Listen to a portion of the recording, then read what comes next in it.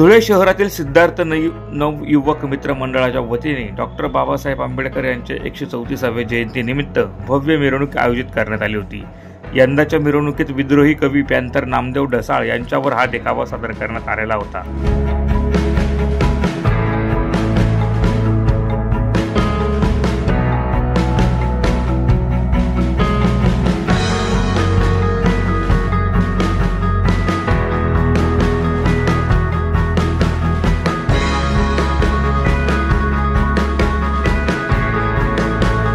Censor बोर्डाने जय Bhim panther या चित्रपटासंदर्भात कोण नामदेव ढसाळ असा प्रश्न उपस्थित केला होता।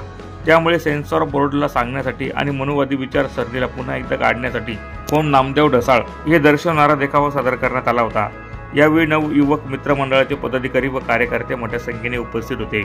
मिरवणुकीची सुरुवात DYSP राजकुमार उपासे, माजी नगरसेविका प्रतिभा चौधरी, ॲडव्होकेट विशाल साळवे, पंकज नेतकर यांच्या प्रमुख उपस्थित करण्यात आली।